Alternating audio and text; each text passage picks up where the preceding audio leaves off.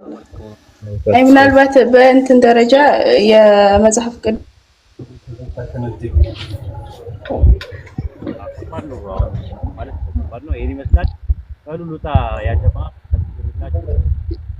አንድ ጥያቄ ነበረኝ። ለወጣ ነው ነኝ። እሺ በቃ ሙስሊም ነህ ክርስቲያን ነህ? ካለ ክርስቲያን ነው። ጊዜ ካለው ሳስ ትንሽ ደቂቃ ጓደኛው ነው። ይሄ የባለ አካውንቱ ሙስሊም ነው፣ የሚጠይቀው ክርስቲያን ነው። ኦኬ አሁን እሺ የእሱን ጥያቄ ላስተናግድ አልወጣ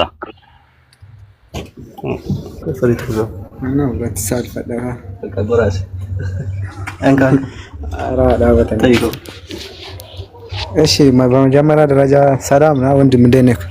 ሰላም ብያለሁ፣ ኖር ብያለሁ። ከመቀመጫ የተነስቻለሁ። ባስገር እኔም ተነስቻለሁ። እሺ ቁጭ በላ ትነሳ። እሺ የመጀመሪያ ጥያቄ ልግባ። ይሰማል? ይሰማል።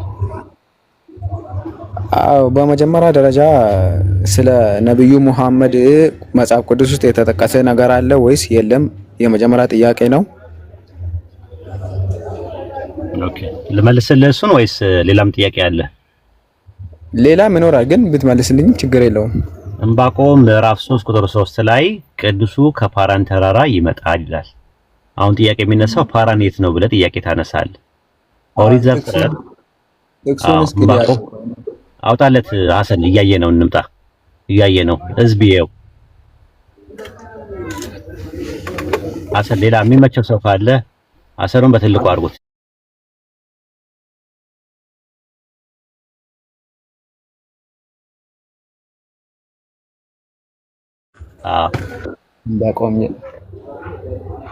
ትንቢተ ዕንባቆም ምዕራፍ 3 ቁጥር 3 ላይ እሺ ኤል ከቴማን ቅዱሱ ከፋራን ተራራ ይመጣል ከፋራን ተራራ ይመጣል ይላል። ያውን ትንቢት ነው፣ ዕንባቆም ላይ ያለ ትንቢት ነው። አሁን ፋራን የት ናት ነው ጥያቄው። ፋራን የት ነው ጥያቄው። ሳውዲ አረቢያ ነው ወይስ ሳውዲ አረቢያ ውጪ ነው? ይሄንንም ጠይቅ ከፈለክ ማለት ነው። ከዛ ዘፍጥረት 21 ላይ ማን ነበር እዛ ቦታ ላይ የሚኖረው ፋራን ላይ? ዘፍጥረት 21 ኦሪት ዘፍጥረት 21 ቁጥር 21 ላይ ይታያል። እስማኤል በፋራን ምድረ በዳ ተቀመጠ፣ ተሸፍኗል። ኦኬ እሺ ታያችሁ። ይኸውልህ አምላክ ከብላቴናው ጋር ነበረ፣ አደገም፣ በምድረ በዳ ተቀመጠ። ምድረ በዳ ማለት አረብ ማለት ምድረ በዳ ማለት ነው ትርጉሙ። ቀስተኛ ሆነ፣ በፓራን ምድረ በዳ ተቀመጠ፣ እናቱም ከምድረ ግብጽ ሚስት ወሰደችለት ይላል። ኦኬ ስለዚህ በፓራን ምድረ በዳ ተቀመጠ ይላል። በፓራን ምድረ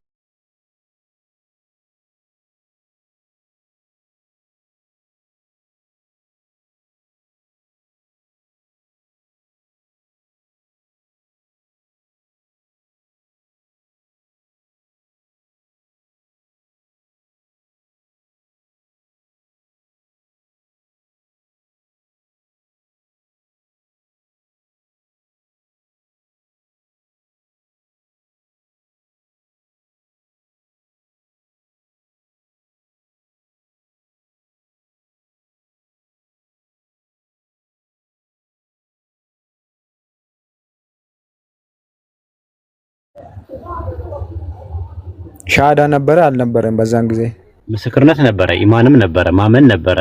ያው አርካኑን ኢስላም ውስጥ የመጀመሪያው ኢማን ነው አይደለ? ወይም ደግሞ ሻሃዳ ነው። ላኢላሃ ኢለላህ የሚለው ነገር ከመጀመሪያው ነበረ፣ ግን መሐመድ ረሱሉላህ የሚለው ነገር አልነበረም። ለምን?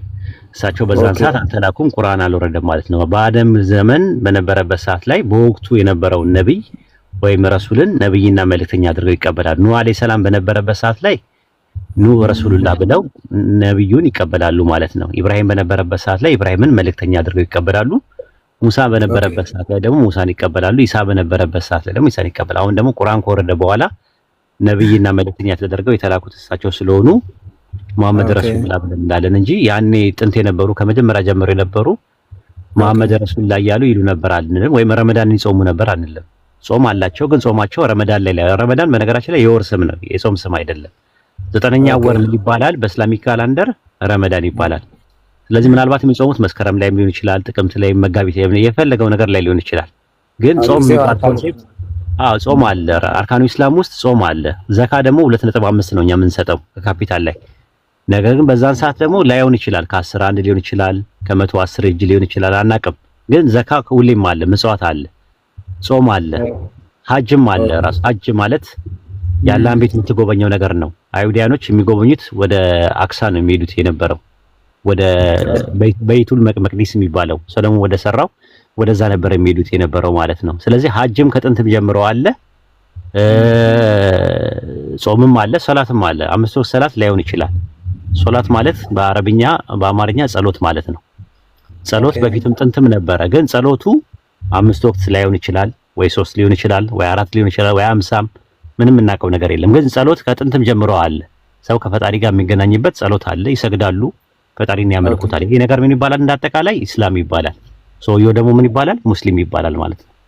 ይሄ ነው ከመጀመሪያ ጀምሮ ከአደም ጀምሮ እስልምና አለ ብለን ስንል በዚህ መልክና ልክ ነው ያስቀመጥነው ትምህርታችን እንጂ እንደምትመለከተው ጀለቢያ ያደረገ ወይም ደግሞ የሆነ ነገር ያደረገ መድረሳ ያለው ወይም ደግሞ ነብዩ መሐመድ ቁርአንም እንደው ከአደም ጀምሮ ነበሩ እያልን አይደለም። እንደዛ የሚሆንም አይደለም ራሱ። ሁለተኛው ጥያቄ በትክክል ተመልሶልኛል። እሺ ወደ ሶስተኛው ልግባ ይችላል። ሰላት ለምን ወደ አንድ አቅጣጫ ብቻ ይሰገዳል?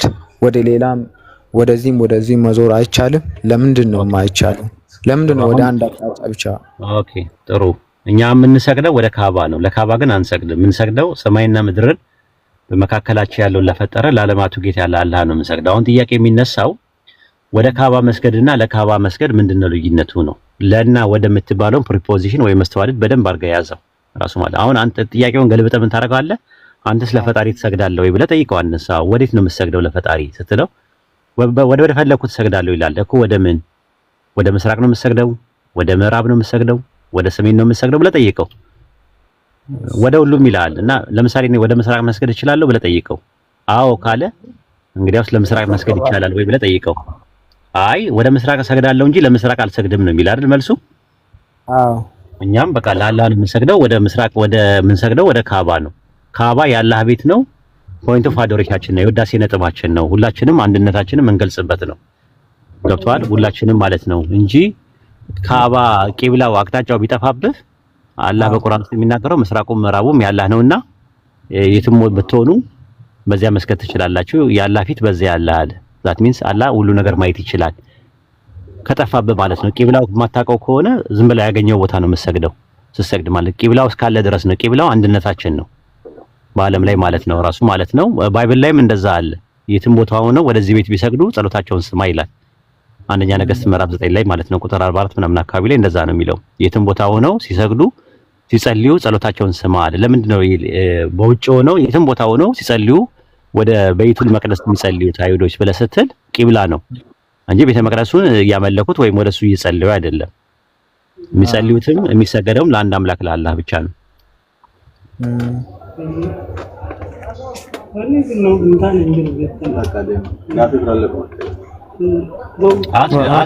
ግባና ጠይቅ። ግባና ጠይቅ። ሙስሊም እንኳን መሞገት ትችላለህ። ና ግባ፣ አስገቡት።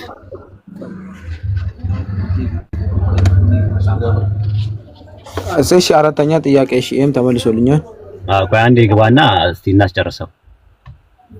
ና ግባ፣ እየጠበቅን ነው።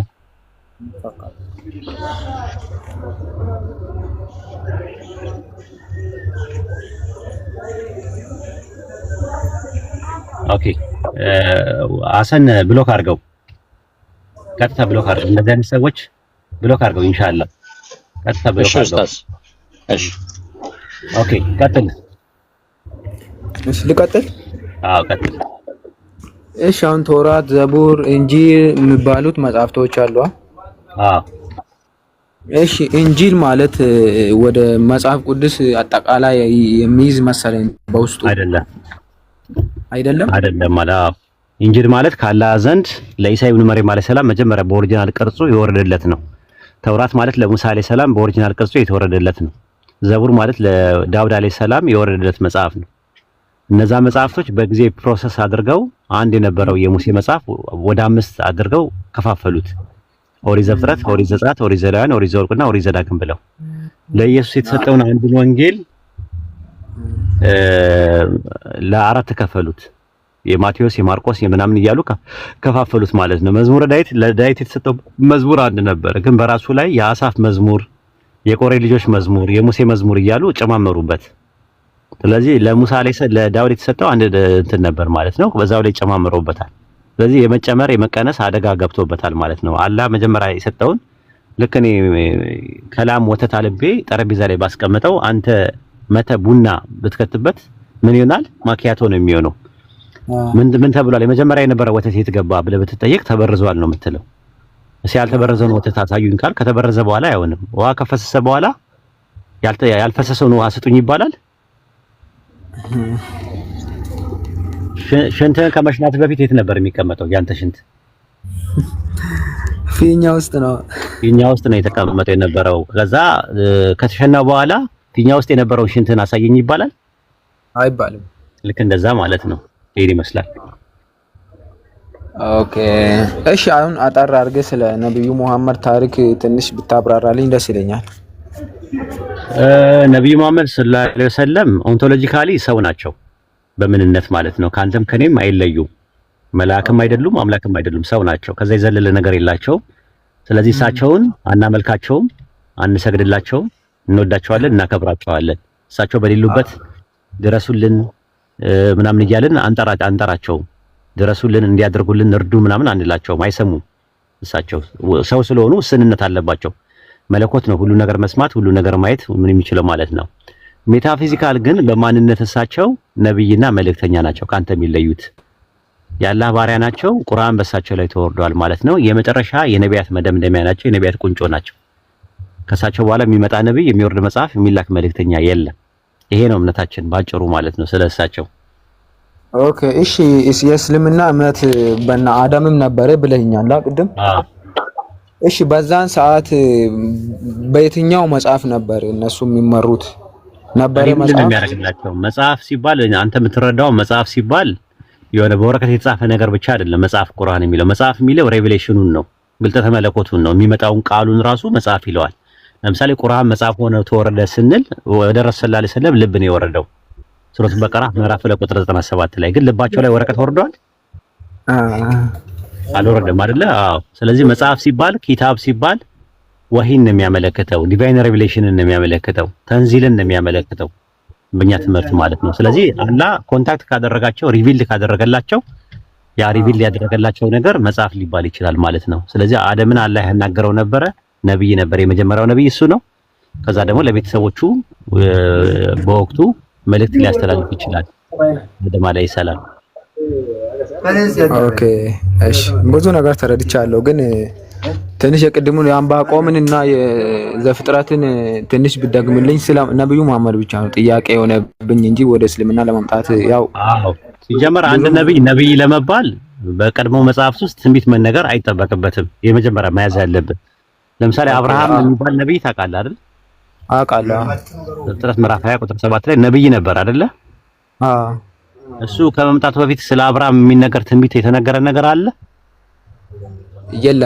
የለም ማለት ሙሴ ነብይ ነው፣ ግን ከመምጣቱ በፊት ትንቢት አለው? የለውም። ኢሳይያስ፣ ኤርሚያስ ምናምን የሉም። ራሱ እንደሚመጣ የተነገረላቸው ነቢያቶች ሁለት ናቸው። አንደኛው ያህያ ነው፣ ሁለተኛ ኢሳ ነው የተነገረላቸው። ከዛ በኋላ ደግሞ በቁርአን ደግሞ ረሱል ሰለላሁ ዐለይሂ ወሰለም እንደሚመጡ ተነግሯል ብለን እናምናለን።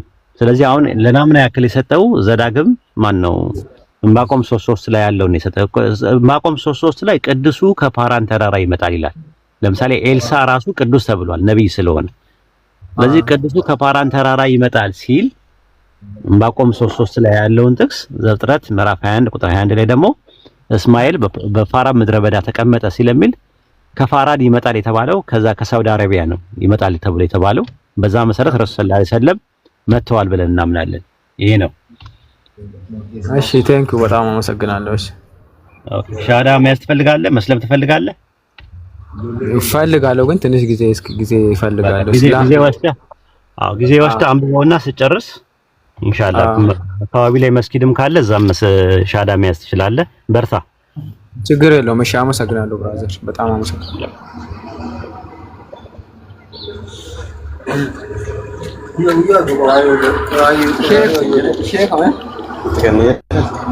ሽኩራን ይቅርታ እኔ ነኝ በስተት ሚውት ያደረኩት። ከሽ ኡስታዝ ጀዛኩም አላህ ኸይራ ሹክራን። እኔ ነኝ በስተት ሚውት ያደረኩት። ምንድነው ዘላችሁ የምትወርዱት? ከኔ ነው?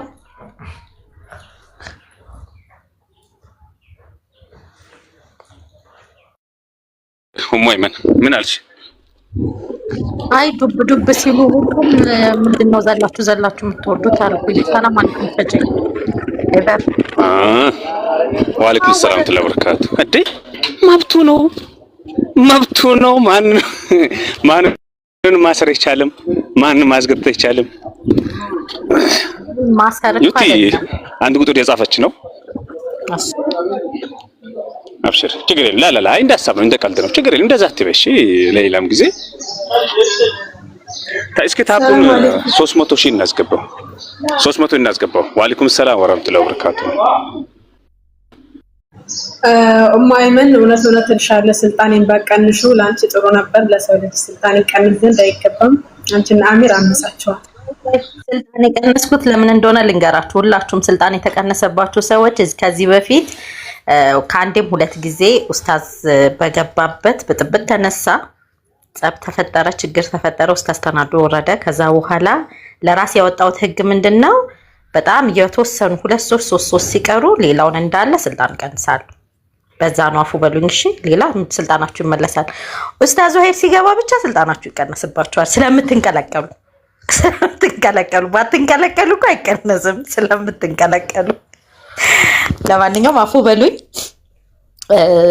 ያው ደግሞ አሚር ቤት ኡሙይመን አሚር ቤት የተቀነሰው ማታ ሁለቱም ፕሮግራም ስለነበራቸው የሁላችንም ነው የተቀነሰው። እሺ ዩቲያችን የኔም ተቀንሶ ነበር። ለምን ቀነሳችሁ ልን ነበር። እስኪ ትንሽ ልታገስ ብዬ ማታ ኢቨርና አሚር ራሱ ብቻ ነበር ሰው ማስገባትና ማስወጣት የሚችሉት ማለት ነው። ለዛ ነው አብሽሩ። ይሄ ትንንሽ ቀልድ ነገሮች ናቸው፣ ወላሂ ተራ ነገሮች ናቸው። ሰላማዊ ሰልፍ ልትወጡ ነው ታዲያ? ምንድነው ለተባበራችሁ? የአድሚኖች ማህበር ከኔ ትእዛዝ ጠብቁ። እሺ የአድሚኖች ማህበር ከኔ ትእዛዝ ጠብቁ። ያለኔ ትእዛዝ ምንም አይነት እርምጃ እንዳትወስዱ። አቤት ለላን ሐሰን አሁን እኔ ከአሚርና ኡማይመን ስለሆነ ነው እንጂ ሌላ ቤታም ስልጣን የለኝም። አሲያ ቤትና አሚር ኡማይመን ቤት ነውና እነሱን እንደራሴ ስለማያቸው ነው የተናገሩት እንጂ ምንም አይመስለኝም። ግን መናገር ያለብኝ ነገር ችግር የለውም እኮ ዩቲዬ። ድንገት ግን ስትመጡ ጆይን ስትሉ ብዙ ሰዎች አሉ። አንተማ መጀመሪያም ኡስታዝ እንደገባ ነበርክና አሁን የአሚር እኔ ለዛ ነው የአሚርና የኤቨርቢ ላይፍ አምልጦኛል። እንቅልፌን ተኛሁኝ።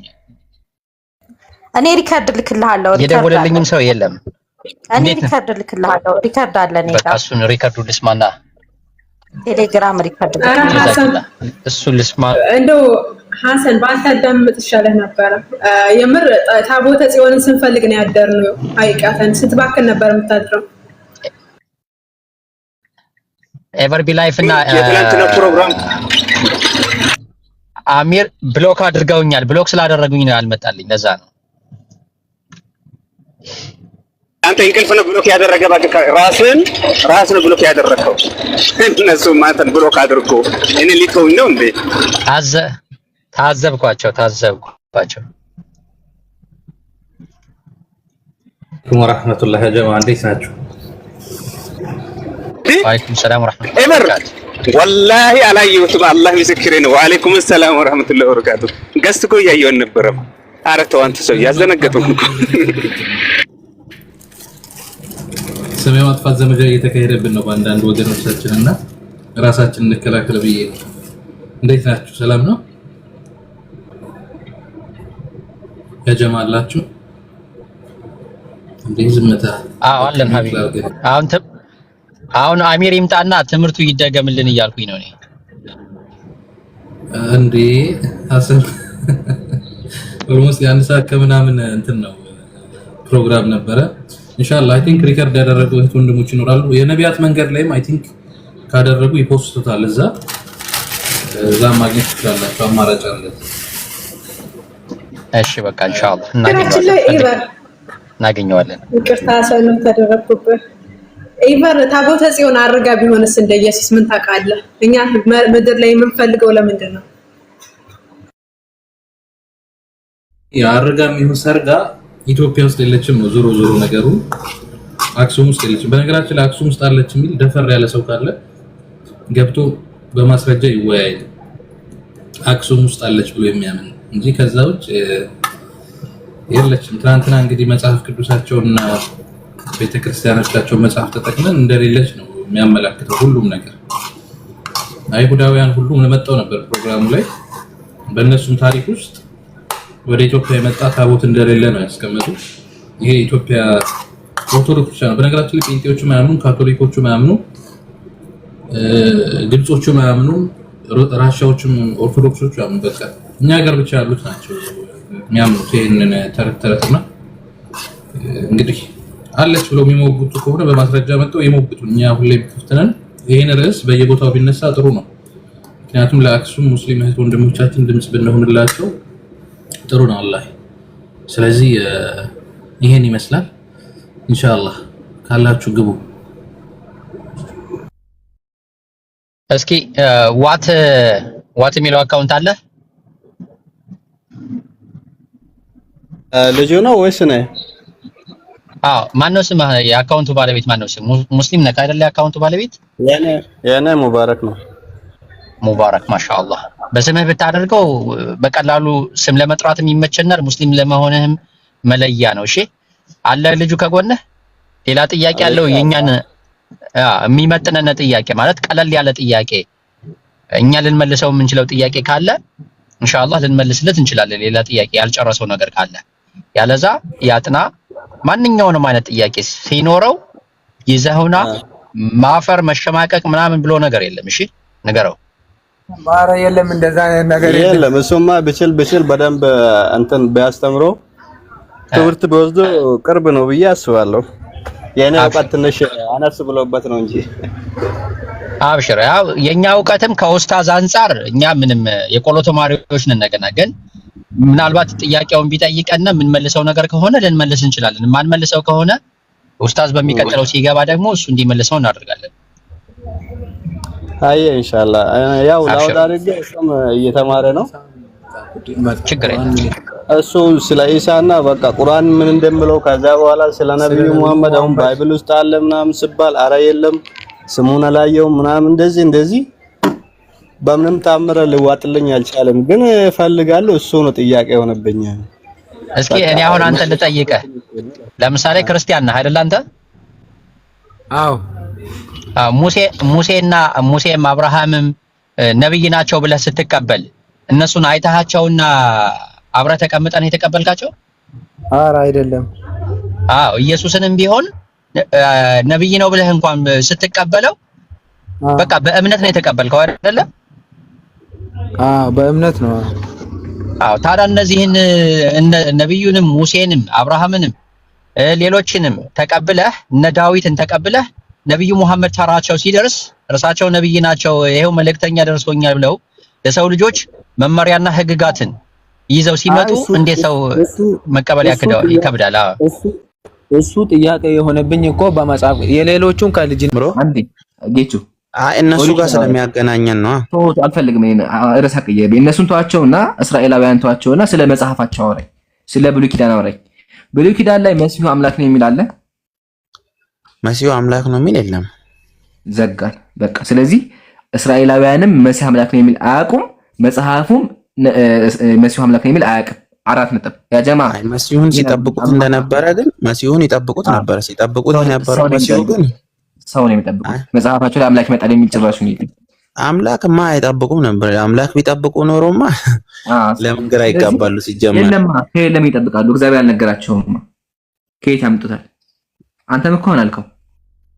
አንተ መሲሁን አምላክ ነው ብሎ ቢጠብቁ ታዲያ ለምንድን ነው ስለዚህ እንዴት ይጠብቃሉ? መጽሐፉ ላይ ከሌለ እግዚአብሔር መሲሁ ሰው ነው አላቸው እንጂ አምላክ ነው አላቸው። ስለዚህ እንዴት ነው የሚጠብቁት አምላክ ይመጣል ብለው? አሁን ጌቾ ያ ጀማዓተል ኸይር በጣም ገራሚ እንትን ነው። በደንብ ላዳመጠ ሰው ማለት ነው። ጌቾ እንዳመነው አንደኛ የእስራኤልን አምላክ አያመልክም። ለምን? የእስራኤል አምላክ አንድ ነው። ጌቾ ደግሞ አንድ አምላክ በሶስት አካል ነው የሚመለከው። የእስራኤል አምላክ ደግሞ አንድ አካል ሶስት አካል አይደለም፣ አንድ አካል ነው። ተባረክ። ቀጥሎ ደግሞ መሲሁ አምላክ ነው አለ። ግን የእስራኤላውያን መጽሐፍ ላይ መሲሁ አምላክ ነው የሚል የለም ብሏል። ማሻአላህ። ስለዚህ ከጊዜ በኋላ የመጣ አስተምሮ ነቢያትም ሆነ የድሮ ሰዎች እስራኤላውያን ይሄን አስተምሮ አያውቁትም። እግዚአብሔር ደግሞ ዘዳግም ላይ ምንድነው ያለው? አንተም ዘሮችህም ከሚያውቁት አምላክ ውጭ ሌላ አምላክ እናምልክ ካለ ግደለው ነው ያለው። ስለዚህ መሲሁን እናምልክ ካለ ማድረግ አለባቸው፣ እንግደላለን። እግዚአብሔር ምንድነው ያላቸው? አንድ ሰው መጥቶ ከኔ ውጭ ሌላ አምላክ እናምልክ ካላቸው አንገቱን ቅሉት ነው ያላቸው። ስለዚህ ጌቾ ቢያገኙ አንገትህን ይቀሉሃል ማለት ነው። በማን? በእግዚአብሔር ትእዛዝ መሰረት። አሁን ወደ ሁለተኛ ጥያቄ ልግባና ጌቾ፣ እሺ አዲስ ኪዳን ላይ መምጣና አዲስ ኪዳን ላይ መሲሁ አምላክ ነው የሚል አለ?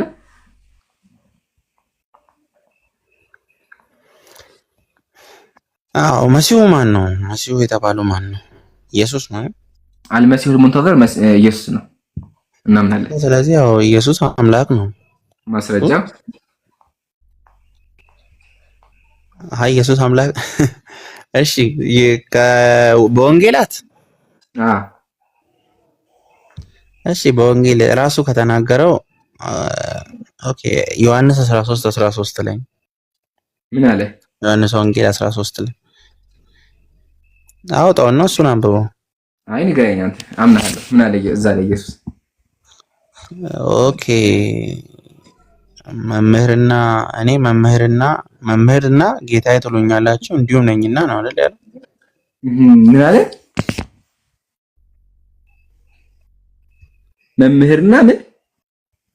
መምህርና ጌታ ትሉኛላችሁ እንዲሁም ነኝና አለ። ማሻአላ። እዚህ ጋር ግን እኔ አምላክ ነኝ ብሏል እንዴ? አምላክ ትሉኛላችሁ ብሏል እንዴ? አምላክ ብለውታል? ያ አምላክ ተብሏል እኮ። አምላክነቱ ነው ተናገረ። የት ቦታ ላይ? ቶማስ ብሎታል።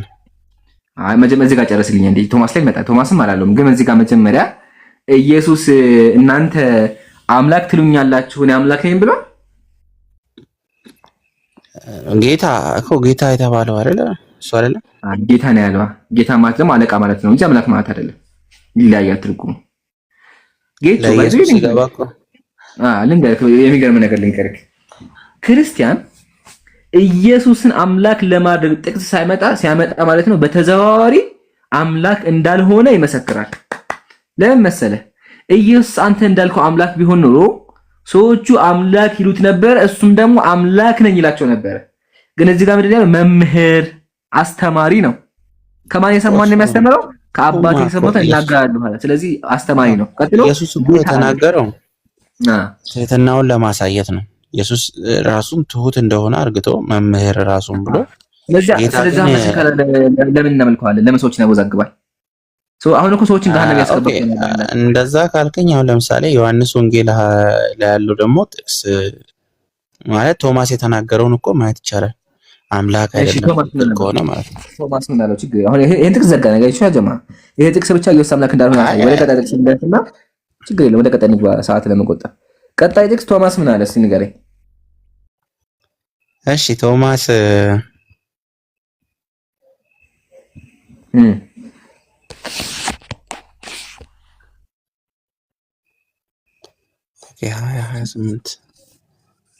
ቶማስም ጌታዬ አምላኬም ብሎ መለሰለት። ጌታዬና ምን? ጌታዬና አምላኬ ብሎ መለሰለት። ጥያቄያችን የሚሆነው ቶማስ ጌታዬ ያለው ማንን ነው? አምላኬ ያለው ማንን ነው? ራሱን ነው፣ ኢየሱስን ነው። ሌላ ማንን ነው የሚለው? ጌታዬና አምላኬ እንደዛ እኮ ታሳኛለህ። ግን መጀመሪያ እዚህ ጋር እንደሚያሳየው የግሪክ አቀማመጡ እንደሚያሳየው ስለ ሁለት አካል ላይ የሚናገረው ግሪክ ላይ አጥቂውን አማርኛ ላይ እናውራ። ግሪክ ላይ አማርኛ ትርጉም ነው። አማርኛ ትርጉም ነው። ትርጉምማ ትርጉም ነው።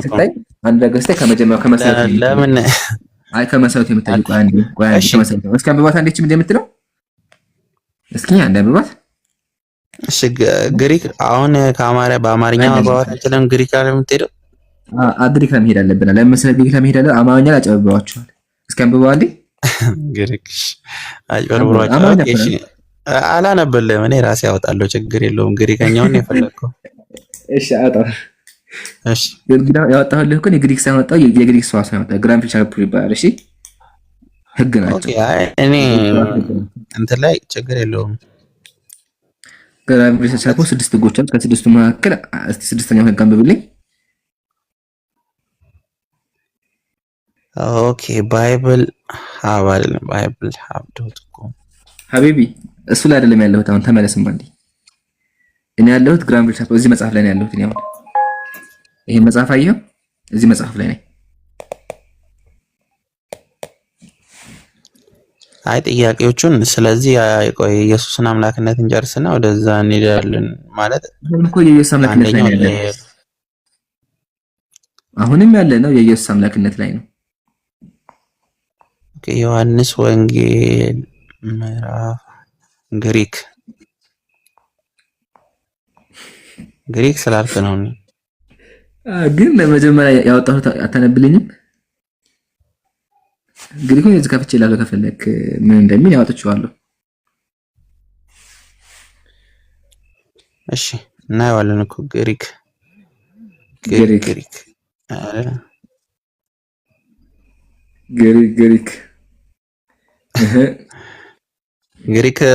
ግሪከኛ ካላነበብክ ግን ወዮልህ። እድሜት ለቴክኖሎጂ ኢንተርኔት አለልህ። ቴክኖሎጂ ግሪክ እንደሚያነብሰው ግሪከኛ ምናምን አልካ ከአማርኛ ሄድክ። ባይዘው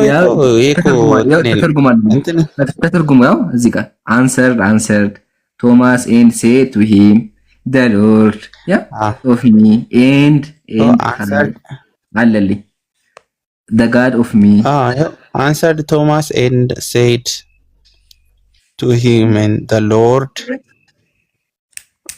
and of me እዚህ ጋር መሀል ላይ ምን አለ? ምን የሚል ቃል አለ? ካይ ማለት ነው እና ማለት ነው። ማሻአላህ ካይ የሚለው ቃል ወይም እና የሚለው ቃል በሁለት ስሞች መካከል ከመጣ እና ውስጥ መስተምር ካለ ቃሉ ስለ ስንት አካል ነው የሚያመለክተው? በግሪኩ መሰረት እና አሁን ለሱ መፍትሄ ደግሞ ልንገርህ። እኔ እቺን አንብባት፣ መፍትሄውን ከፈለክ እቺ አንብባት። አንዴ እቺ አማችን አንብባት አንዴ፣ ችግር የለውም። አይደለም ለማን ነው ልትለኝ ነው? አንተ ለአብ ነው ልትለኝ ነው? እሺ አንድ አንብበው እስኪ አንዴ። ለአብ ነው ልትለኝ ነው? ቆይ አንብበው መጀመሪያ። ሁለት በል ጀምር። ሁለት እሺ ተመሳሳይ ሙያ ያላቸውን ስሞች በና ካይ ታይዞ በሁለቱም እሺ ስሞች መጀመሪያ ላይ ያለውን ውስን መስተጻምር ካል ስሞቹንም ስለ ተለያየ አካል የሚናገሩ ናቸው። ስለምን የሚናገሩ ናቸው? ስለ ተለያየ አካል። ኦኬ ማሻአላህ ኮበስ ማለት ተለያየ አካል ማለት እንዴት? ሲቆይ አንድ ይቅርታ እንትናችሁ ቶፒካችሁ አልገባኝም። ቆይ ይገባሃል ሐቢቢ፣ አንዴ መሰግነ ይገባሃል። እሺ ቆይ አሁን ጌቹ ስለ ሁለት አካል የሚያወራ ከሆነ ተጠቀሙ። ቆይ አማርኛ ቆይ ባይዘው ይቅርታ ብራዘር የሐቢቢ ምናምን እያልክ የአረብ ዳይፐር ነህ አንተ ወይስ ኢትዮጵያዊ ነህ? መጀመሪያ አንተ የእስራኤል አለ ምን ታወራለህ?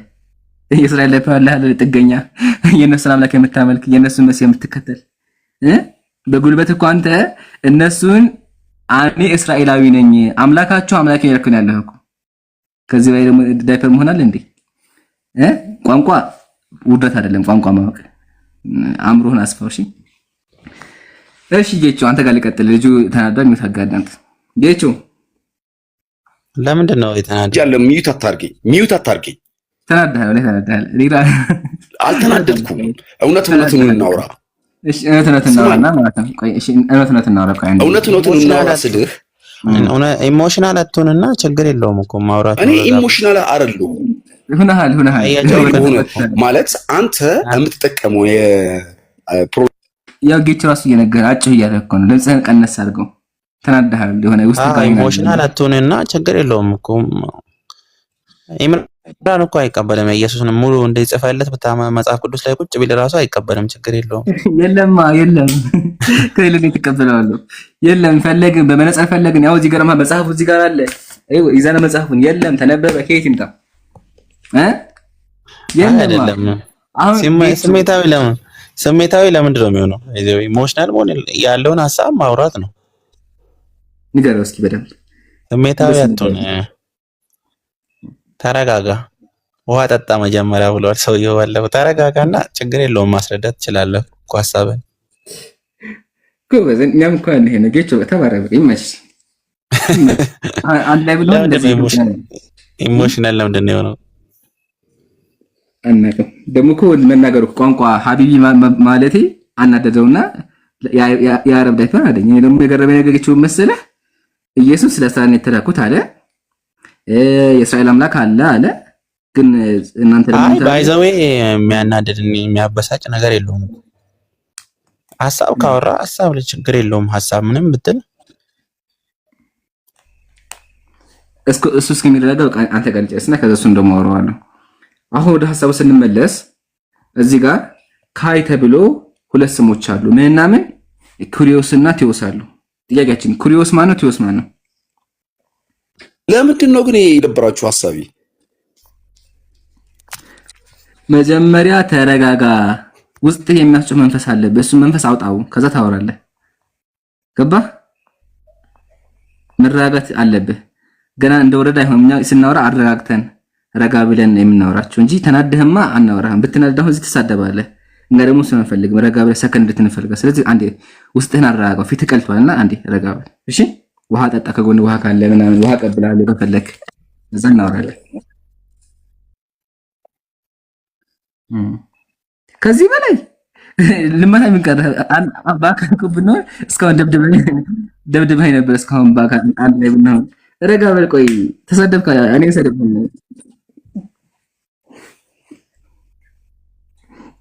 ማንን እኔ ሰደብከኝ ምን ብዬ ዳይፐር ብለህ ሰደብከኝ ኢየሱስ እንዳልከው ማለት ነው አምላክ ኔቨር ቃላት ኢትዮጵያዊ ነው አይደል ብለህ አልክም ንገረኝ የምትጠቀመው ቃላት አረብኛ ነው እሺ አረብኛ መሆኑ ችግሩ ነው እንዴት ይወሻል የአረብ ዳይፐር ነው ወይ ከዛ ደግሞ እኔ ምን አልኩኝ ደግሞ ምን አልኩ አንተ ደግሞ የእስራኤል ዳይፐር ነህ እስራኤል ኢትዮጵያን ገርፋ ገና የሞች ደርናት ከዛ በኋላ አንተ መተ ደግሞ አምላኳን አምላኬ ብለህ ኢየሱስን አምላኬ ብትቀበል ኢየሱስ ዘሩ አይሁዳዊ እስራኤላዊ ነው አንተ ደግሞ የእስራኤል ዳይፐር ነህ እስራኤልን ትከተላለህ እነሱ ደግሞ አንተን አይፈልጉም ያልኩ ነው ያለው ገባ ቢያገኙ ይገሉሃል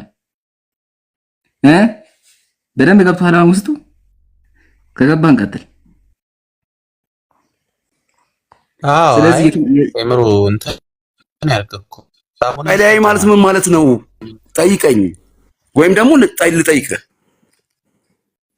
እስራኤል እሺ እነማን ናቸው መልስ እኮ አንተ እየጠየቅኩ ነው ማን ናቸው አይሁዳዊ ነው እስራኤላዊ ነው ስማኝ መጀመሪያ እስራኤል ማለት እስራኤላዊ ማለት እነማን ናቸው እነሱ እግዚአብሔር ያዕቆብ የይስሐቅ የአብርሃም ብለህ ብትል እስራኤል ማለት ቤት ወይም ደግሞ የእግዚአብሔር ቤተሰቦች ወይም ደግሞ እግዚአብሔርን የሚያመልኩ የነበሩት አይደሉም የእግዚአብሔር ልጆች አይደሉም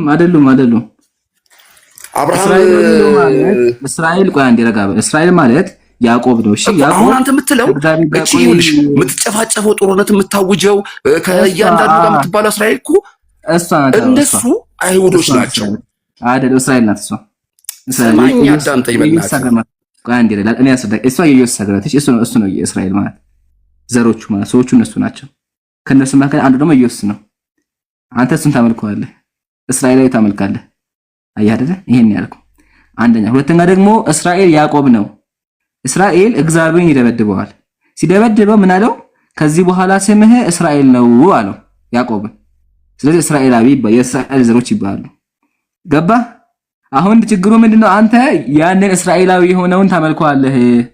እስራኤላዊ ወንድ ታመልካለህ። አታመልክም? ስምህ ማን ነው? ስምህ ማን ነው? መጀመሪያ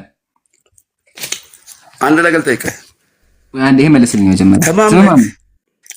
ከመገዛት አመልከዋለሁ እምልህ እስራኤላዊ ታመልካለህ አይደለ?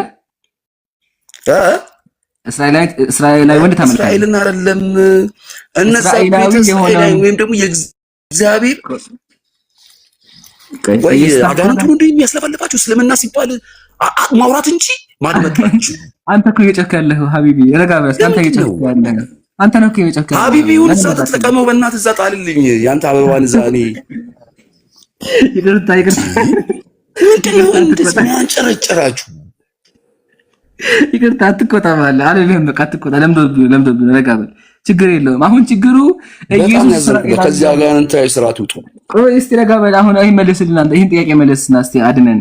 ኢየሱስ እስራኤላዊ ነው። አንተ ደግሞ ኢየሱስን ታመልከዋለህ። በተዘዋዋሪ እስራኤል አምላኪ ነህ። እስራኤላዊ ወንድ 33 ዓመት የሆነው እስራኤላዊ ወንድ ታመልካለህ። አላመልክም የሚል ክርስቲያን ካለ ይግባ ጀማ። እኔ እስራኤላዊ አላመልክም የሚል ካለ አስገቡ። ቀጣይ እሱ ወርዷል። ተናደደ ካቢቢ ሳይ ደግሞ ለምዶብኝ ነው። ምን ላድርግ? እንደዚህ አስጨዋል እንዴ? እሺ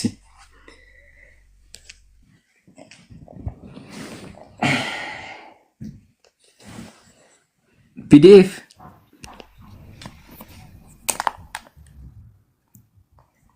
አሎ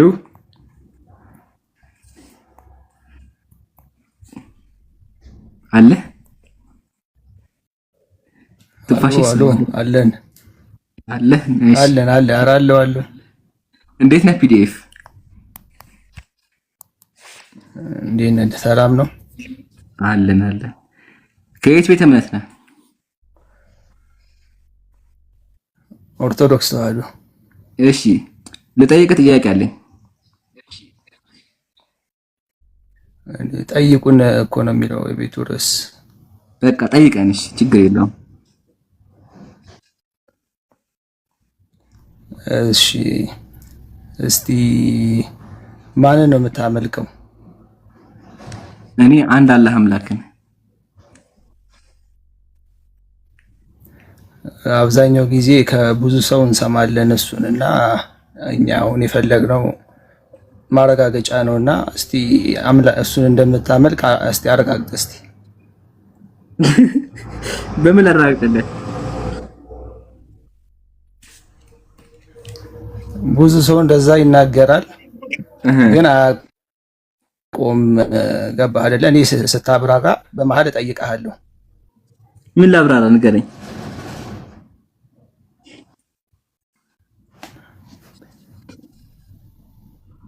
አምላክ ማን ነው አልኩህ እኮ። ምን ላብራራ? አደጋግመው እንጂ አላህ አልኩህ እኮ። አምላኬ አላህ ነው አልኩህ እኮ። አረጋግጥልኝ፣ ማስረጃ ስጠኝ እስቲ። ከምን ልስጥህ ማስረጃ? እሺ ማን ነው? ምን ስለሱ ያለህ ምን ማረጋገጫ ስጠኝና እስቲ የሆነ ነገር ማለት ይሄ ነው በለኝ። ስለሱ ምን ልስጥህ ሀቢቢ? ስለሱ አምላክ እንደሆነ ስትህ ምን ልስጥህ? እንዴ ማረጋገጥ አትችልም? ምን ላረጋግጥ? ዝም ብለህ ስሙን ብቻ ነው ያስከው? ኦኬ ምኑን የማረጋግጥ ነው? ይሄን አረጋግጥ ነው። በቃ እሺ ስለሱ ንገረኝ። እሺ በቃ ያ ማን ነው? እሺ አላህ ማን ነው? እንደዛ ከሆነ ይመቸኛል። አስረዳ። ጨርሰሃል? ጥያቄ ውስጥ ነው አላህ ማን ነው?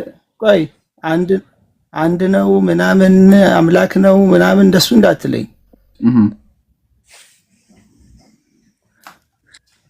ገባህ? እንደሱ አይነትማ አንድ ነው አንድ ሲባል እግሩ እጁ ተቆጥሮ ምናምን እንደሱ አይነት ጥያቄ ሳይሆን እኔ አሁን የምፈልገው ባቱን ይገልጣል ይባላል። የሰማይ ነው ባቱን ይገልጣል ይባላል። ባቱን ወደ ምድር ይገልጣል የሚለውን ስለ እጆቹ ስለ እግሮቹ ምን አይነት ናቸው ወይ ደግሞ አናውቅም የምትለኝ ከሆነ ግን ስለ አምላካችሁ አታውቁም ማለት ነው። ስለሱ አስረዳኝ። እሺ በደንብ ገብቶኛል። አሁን ላስረዳ ታዳምጠኛለህ? በደንብ ይገባኛል። አዎ እሰማሃለሁ። እንዴ ማስረጃ በትክክል ካመጣህ እሰማሃለሁ።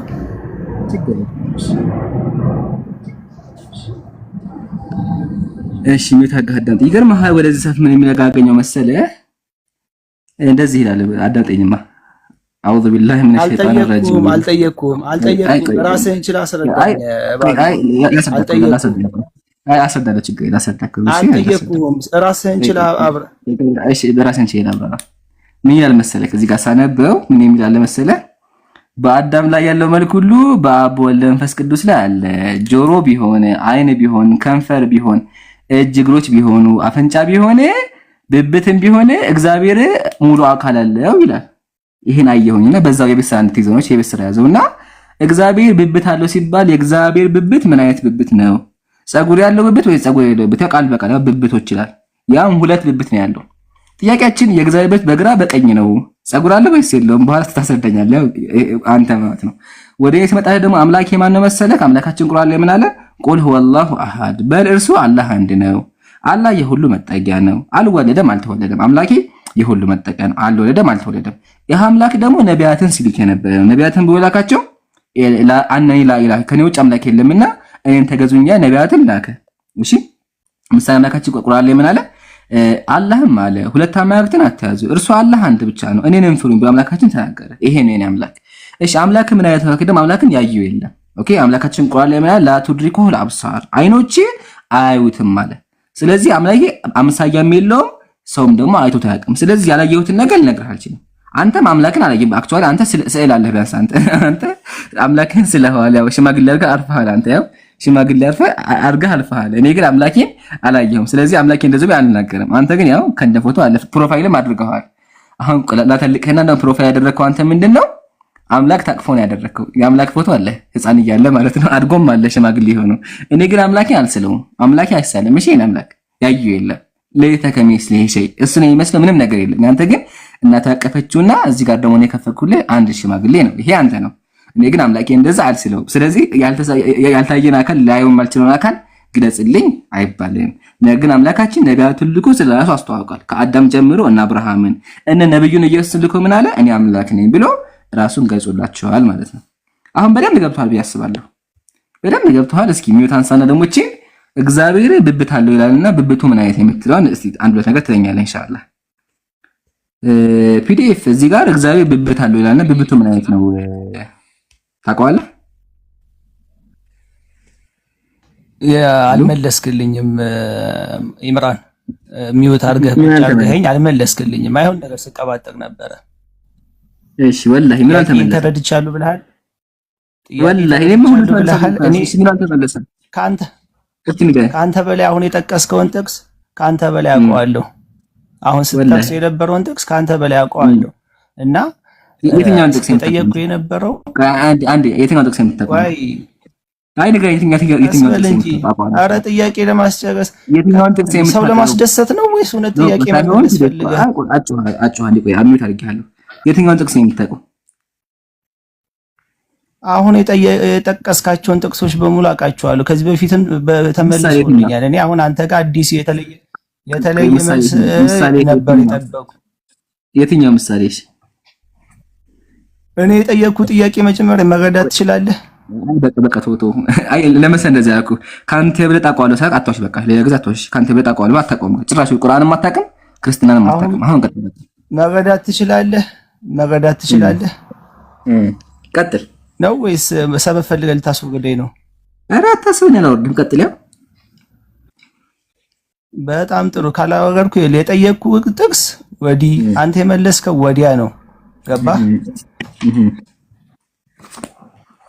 እሺ አሁን አላህ ባቱን ይገልጣል ይላል።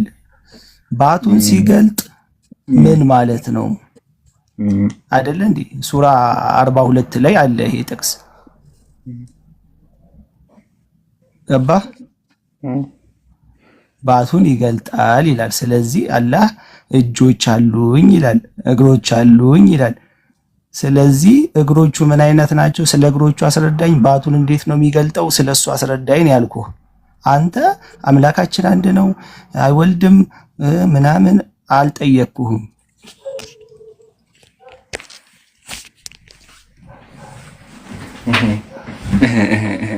ነው እንደዛው ነገሩ ጨረስክ?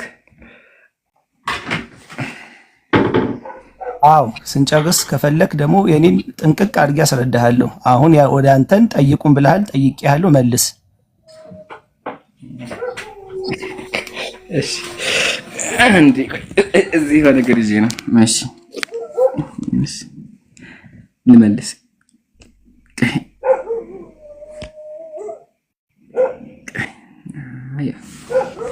አሁን መልስ ልጀምር ማለት ነው። አንደኛ ጥያቄውን የረሳው አንተ ነህ። መጀመሪያ ጠየቀኝ አላህ ማን ነው? አምላክ ነው እንዴ?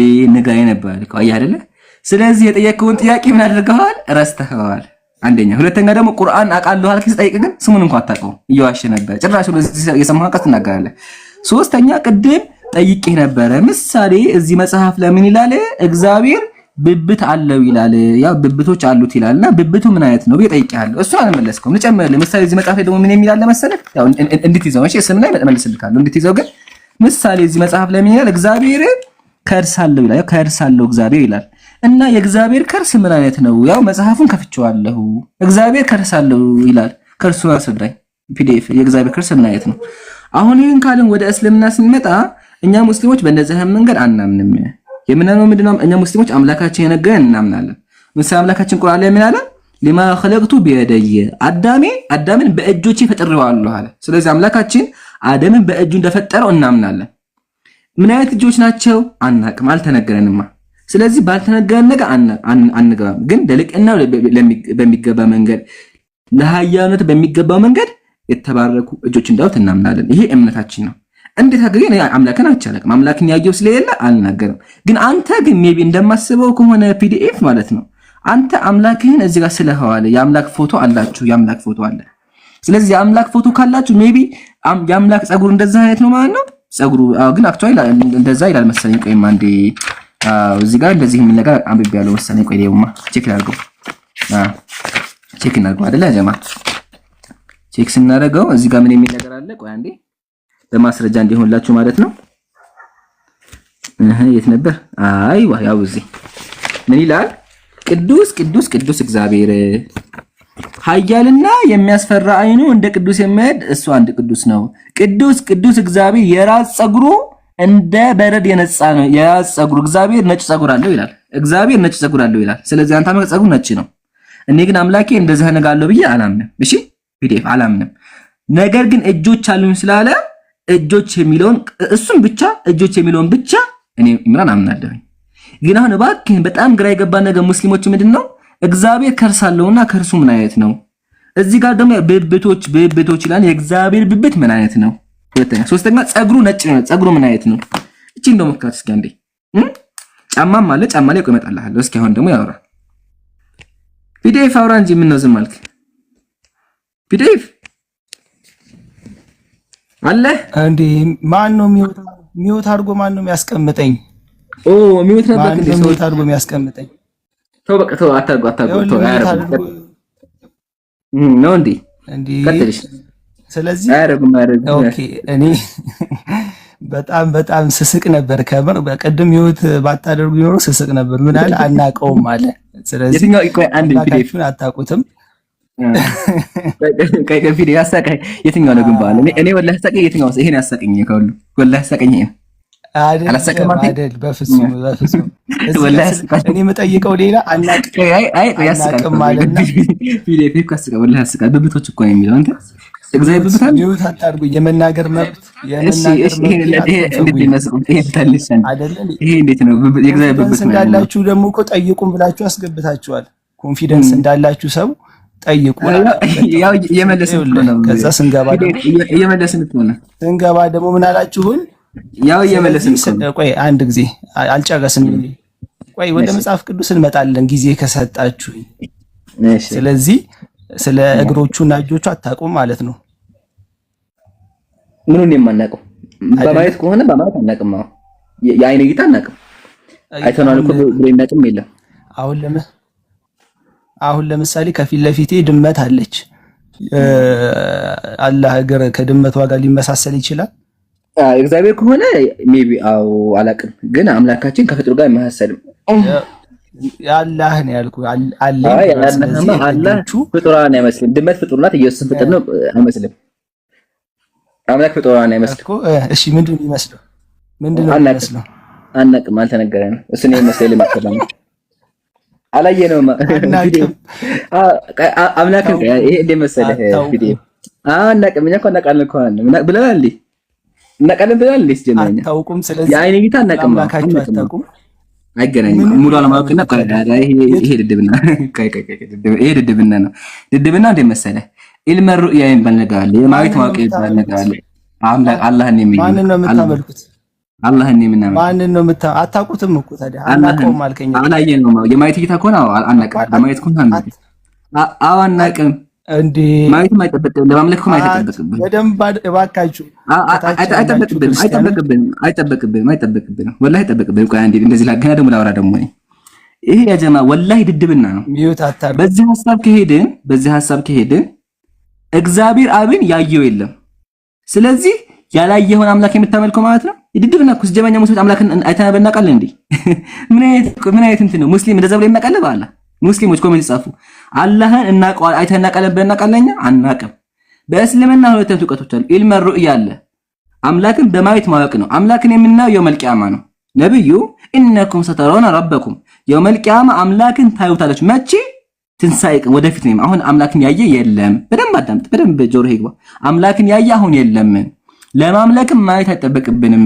ጨቡዲ አዳምጥ። ለማምለክም ማየት አይጠበቅብንም። አንተ ከሆነ ሜቢ ሽማግሌ ስለሳልክ እሱን አስበህ ሊሆን ይችላል። ሽማግሌ ስለምታመልክ እኛ ሙስሊሞችን አምላክን አላየንም። አምላክን ያየም የለም። ላ ቱድሪኩሁል አብሳር አይኖች አያገኙትም። 4 ነጥብ። ይሄ ሙስሊሞች አምላክ ነው። ወደድክም ጠላም ተቀበለው። አሁን ወደ አንተ ለምጣና እግዚአብሔር ብብት አለውና ብብቶቹ ምን አይነት ናቸው? ማነህ ስምህ ማን ነበር? ፒዲኤፍ የእግዚአብሔር ብብት ምን አይነት ነው? በጣም ጥሩ፣ በጣም ጥሩ። አንዴ ኢምራን እቺ መልሰማ ሳስበህ የሆነ ልጅ ነገር እቺ መልሰማ ድምጼን ተወና ቆይ እቺ መልሰማ እግዚአብሔር ብብት አለ። ብብቱ ምን አይነት ጸጉር አለው? ብብቱ እድሜህ ትንሽ ነው መሰለኝ። እድሜህ ትንሽ ነው ጸጉር አለው? ብብቱ እድሜህ ትንሽ ነው። እድሜህ ትንሽ ነው መሰለኝ። ቆይ አንተን በለኝ አንድ ጊዜ። እኔ ትልቅ ሰው ነኝ በጣም እባክህ። እኔም በልጥ አይደል 48 ነኝ። አሁን እሱ ሳይሆን እድሜያችን ሳይሆን አሁን እድሜ በኋላ እንፈካካለን። ቆይ እድሜ ለእድሜ ሰዓት አለ በሱ በኋላ እንከራከራለን። አሁን እንዳንተ እየፈጠንኩ ላወራ አልችልም። ስለዚህ ተረጋግቼ ነው የማወራው። እሱም ረጋ ብለን ሀሳባችንን እንገልጻለን። ቆይ እንደ መሰለህ እሱም በኋላ እንከራከራለን። አሁን ጥያቄ መሰለህ እግዚአብሔር ብብት አለውና ብብቱ ምን አይነት ነው? ስለዚህ ቅድም ምን አልክ መሰለህ? ይሄ ማምለጥ ባታምልጥ ቆይ አንዴ ረጋ በልና አንዴ ረጋ ብለና ረጋ በል። እኔ ሙስሊሙ የማምንበትን መልሽልሃለሁ። አሁን ወደዚህ እንምጣና እግዚአብሔር ብብት አለው ብለህ ታምናለህ? ጥያቄ ብብቱ ምን አይነት ነው? ብብቱ ጸጉር አለው? ሁለቱም ብቻ መልስልኝ። ከዛ በኋላ በቃ አመሰግናለሁ ብዬ ላይቭ ዘግቼ እጠፋለሁ። እቺን ብቻ ሀቢቢ ፒዲኤፍ እዚህ ጋር እግዚአብሔር ብብቶች አይተና ብብቱ ምን አይነት ነው? ቅድም እንደዛ ጠይቀኝ አንተ መልስልኝ እስኪ። ካልሆነ በቃ ሚዩት መፍታት አልቻልኩም። ታስሬ ነው ያለሁትና እየመለስኩ እንትኖች ማለት ምንድነው እንትን እኮ ነው ችግሩ። ፒዲኤፍ መሰለህ? አዎ እነሱን አስጠንቅቅና ከዛ ጥያቄውን ከመለስኩ ሚዩት አደረጉም። ጥያቄ ለመለስ እዚህ ያለው ጥያቄ ለመመለስ ነው። ለመጠየቅ እንደዛ ከሆነ መልሱ አልተረጋገጠልኝም። ስለዚህ አታውቁትም ወይ አልኩኝ። አዎ ካላችሁ ልቀጥል። አዎ ብለን አሁን ቀጥል። አምላካችሁን አታውቁትም። በማየት ከሆነ በማየት አናውቅም። አምላክን ያየ የለም። ስለዚህ ማንን ነው የምታመልኩት? አምላክን ያየ የለም ብዬ መልሼልሃለሁ። መጀመሪያ የምታመልኩት እሱ ቅድም መልሼልሃለሁ። ደግሜ መልሼ አላህን ብያለሁ። አምላክን ያየ የለም የምታመልኩት ወይስ አምላክን ያየ ለማምለክ ማለት አይጠበቅብንም። ቆይ ልድገምልህ። ለማምለክ ማየት አይጠበቅብንም። አንተም ኢየሱስን አላየኸውም። በስዕል አመጡልህ ታመልካለህ። ፎቶ የምታመልከው አንተ ፎቶ እንጂ አንተም አላየኸውም። ለማምለክ ግዴታ ማየት ካለብህ አንተም እኛ ጋር የተበራጋ ናቸው። ሁሉም ተብራርተው ተቀምጠውልኛል። እስቲ እሺ አምላክ ተቀምጠውልኛል። አትሳሳት። እሺ እንደዛ ከሆነ እስቲ አምላክ ብብቱ ምን አይነት ንገረኛ። ብብቱ ምን አይነት ነው? አብ ይኸውልህ ሶስቱ ስላሴዎች ለአብርሃም ተገልጠውለታል። ገባህ? እንደናንተ አናውቀውም የሚል እምነት የለም። እቺ መልስልኝ። ብብቱ ምን አይነት ስላሴዎች ለአብርሃም ሶስቱ ስላሴዎች ለአብርሃም ተገልጠውለታል። ገባህ? ስለዚህ እንደናንተ የተደበቀ የማይታወቅ ካዕባ ውስጥ ያለ ድንጋይ ላይ ሊሆን እሱ እግዚአብሔር ነው። እግዚአብሔር ከሆነ ፒዲኤፍ የእግዚአብሔር ከሆነ በስዕል ተስሎ ሽማግሌ ነው አውቃለሁ። አሁን እግዚአብሔር ብብቱ ምን አይነት ነው? መልስልኝ ፒዲኤፍዬ። ብብቱ ምን አይነት ነው?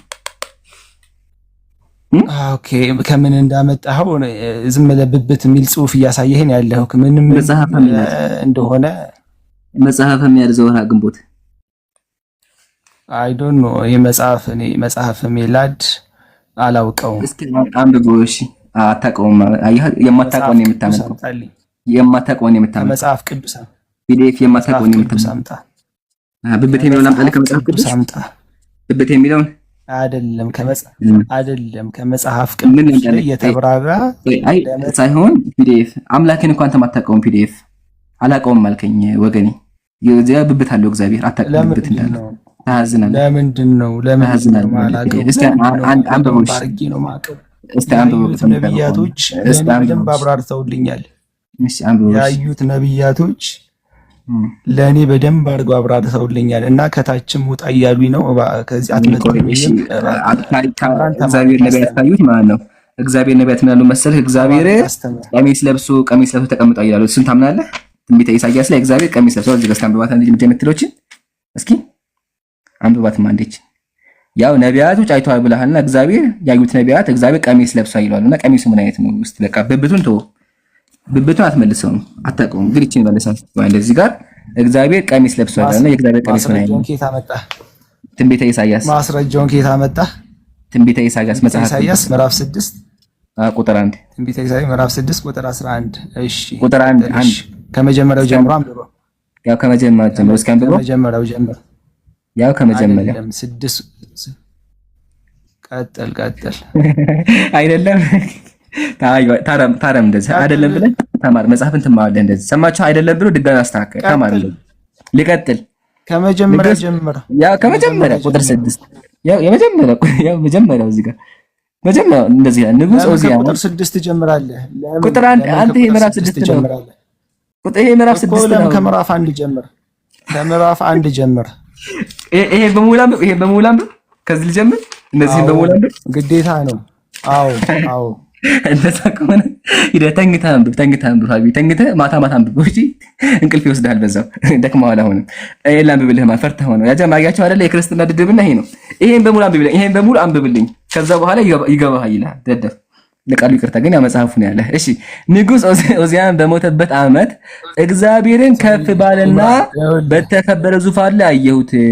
የልብሱም ዘርፍ አይደለም ቆይ ላምበው ቆይ አንዴ የልብሱም ዘርፍ ቤተ መቅደሱን መልቶት ነበር ይላልና ጥያቄ እግዚአብሔር አላወራሽ አንዴ አውቀዋል ስለማውቀው ነው። እስኪ ላውራ እንዴ ቆጣ ሐሳብ ነው አውቀዋለሁ። እሱ ላምበው እሺ አንዴ ከምዕራፍ 1 ጀምረህ እኮ ልቆርጠህማ ብዙ አንተ አስረዳኝ። አንተ አስረዳኝ። ላምበው አስረዳኝ። ጥያቄ ላቅርብ ቆይ እንዴ እኔ በደንብ አውቀዋለሁ። ጥቅሱን አውቀዋለሁ። አሁን መጣልኝ። እሺ ካወቅከው ማለት ነው። አንድ ኑታ ተጉት ከምዕራፍ 1 ጀምረህ አንብብ። ከምዕራፍ 1 ጀምረህ አንብብ። ይሄ ሁላ እንዴት ነው የማነበው? ይሄን ሁላ እንዴት ነው ሁላ የተቆረጠ? አዎ አየህ አይደለ? የተቆረጠ ሐሳብ ማለት ነው። መቼም ቢሆን ሐሳቡ ከምዕራፍ 1 ጀምረህ አብረንም አንብብ እንችላለን። ይደማት አንብቡ። ወላሂ ተንግታ አንብቡ። ያ ጀማ ታዘቡ። እንግዲህ ታዘቡ። ወላሂ ታዘቡ። ቢላህ አለይኩም አንድ ጥቅስ ለመመለስ ሙሉ መጽሐፍ አንብብ እኮ ነው የሚለው። ይሄ ድድብ ነው። ለማንኛውም አሁን ላሳይክና ጥቅሱን አእምሮ ውስጥ ይገባል በደምብ። ህዝቡም ይስማው፣ ህዝቡ ራሱ ይታዘብህ። ይሄ ፍርሃት ማምለጫ ግን አታመልጥም። ሙስሊም ቤት አታመልጣትም። ጥቅሱ ይነበባል። የእግዚአብሔር ቀሚስ ይገለጣል። ሰምተኛል? የእግዚአብሔር ቀሚስ ይገለጣል። ንጉስ ኦዚያን በሞተበት ዓመት እግዚአብሔርን ከፍ ባለና በከበረ ዙፋን ላይ ተቀምጦ አየሁት። የልብሱም ዘርፍ ቤተ መቅደሱን ሞልቶት ነበር ይላል። የእግዚአብሔር ቀሚሱ ቤተ መቅደሱን ሞልቶታል፣ በጣም ረጅም ነበር ይላል። ጥያቄ የእግዚአብሔር ቀሚስ ምን አይነት ነው? ያው አስረዳኝ።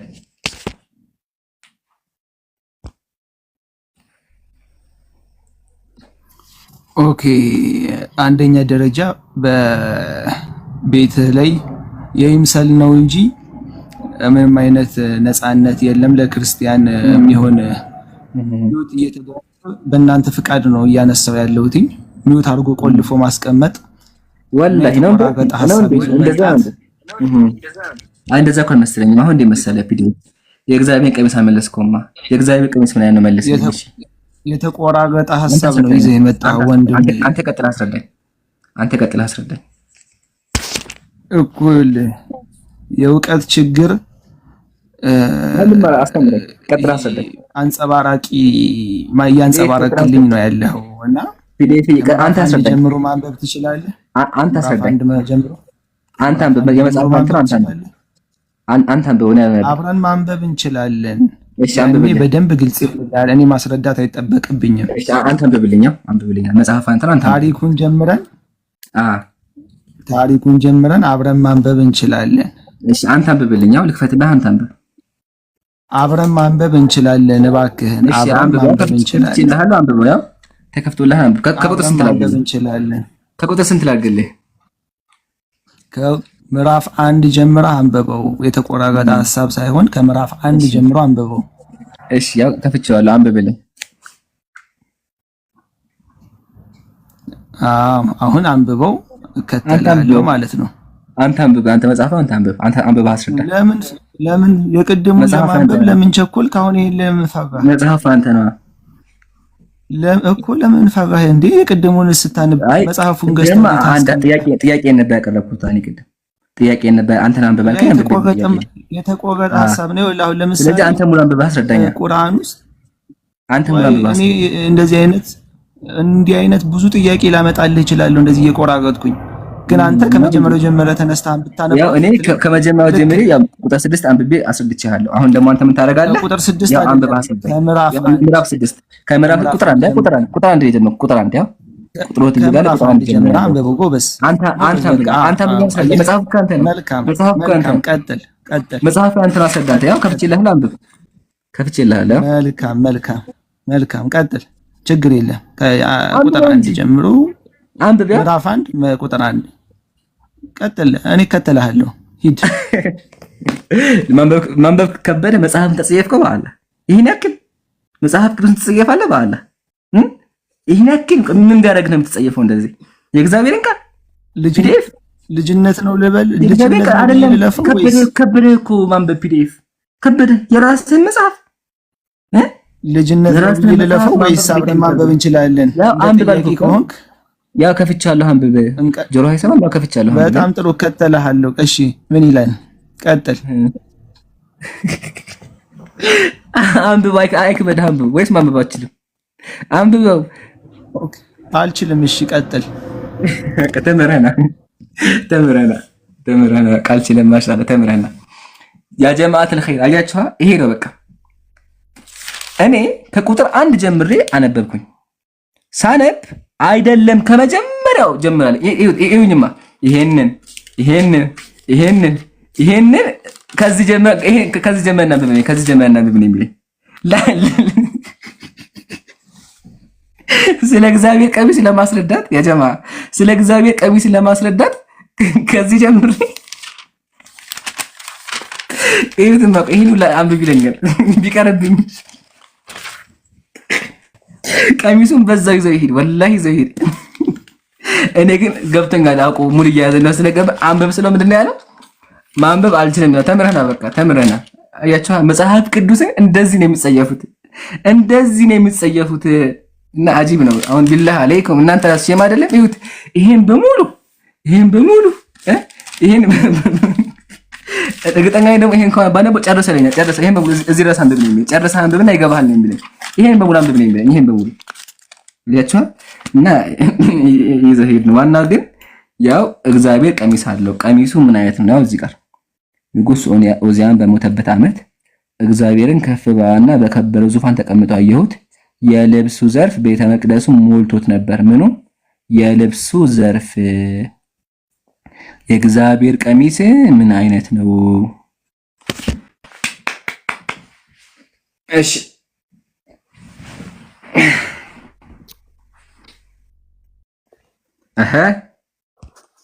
ኢምራን አቤት፣ እንዴት ነህ? አለሁ አልሐምዱሊላህ። ሰላም ነህ? እግዚአብሔር ይመስገን። እሺ ትመልሰዋለህ አንተ? አዋ የጠየቀን እኮ መቼ በአግባቡ መለስክለት? ወላሂ አልመለስኩም። በቃ ተወው። እሺ ጦስህን ይዞ ትሄድ። እስኪ አንተ መልስና እንተኩል አድርገን እስኪ አንተ መልስና ችግር የለውም። በቃ የኔን ተውና የእግዚአብሔር ቀሚስ ምን አይነት ነው? እሺ አላህ ለምንድን ነው እግሩን ሲውል ማለት ይሄ መምረጥ ይባላል። ቆይ ረጋ በልና ጥያቄ ነው ለሰለዋትሩት ጥያቄ ነው የጠየቀው። የእግዚአብሔር ቀሚስ ሀቢቢ የእግዚአብሔር ቀሚስ ይቀርባል። ሀቢቢ ጠይቋል አይደለም? ቀሚሱ የእግዚአብሔር ቀሚስ ጠይቋል። ኖ የእግዚአብሔር ቀሚስ አለ። መጀመሪያ ትጠይቃለህ። ከዛ መጀመሪያ የእግዚአብሔር ቀሚስ ምን አይነት ነው? እሱን መለሰትማ እንዴ በጣም ማወቅ እፈልጋለሁ። ቀሚስ ነው? ጉርድ ነው? ረጅም ነው? አጭር ነው? ወላሂ መጽሐፍ የጠየቀን። እሺ በቃ ችግር የለውም። ስለማይገባ እኔ ስለ እስልምና ልጠይቅሽ። ይሄን አስረዳኝ አንተ እንዲገባኝ። አይ ስለማይገባ አይገባኝም። አንተም አልገባህም። ወላሂ አንተም አልገባህም። ለዛ ነው ቀሚሱን ፈልገናል። ቀሚሱን ፈልገናል። ከዛ ትጠይቃለህ። እያቻለማ ይሄን ያለው እኛ እግዚአብሔር ቀሚሱን ማንም ሊያስረዳ አይችልም። ማንም የእግዚአብሔርን ቀሚስ ሊያስረዳ አይችልም። እናቱ የወለደችው መጽሐፍ ቅዱስ አንቦ ያወቀው ካለ ይግባና የእግዚአብሔር ቀሚስ ይሄ ነው ይበል። አስገቡ። የእግዚአብሔር ቀሚስ ተነስቶ እሱ ሳይመለስ የትም አንገባም። ቀጣይ የቀደሙ ልጅ ካለ የምታስተካክል ከሆነ ትገባለህ።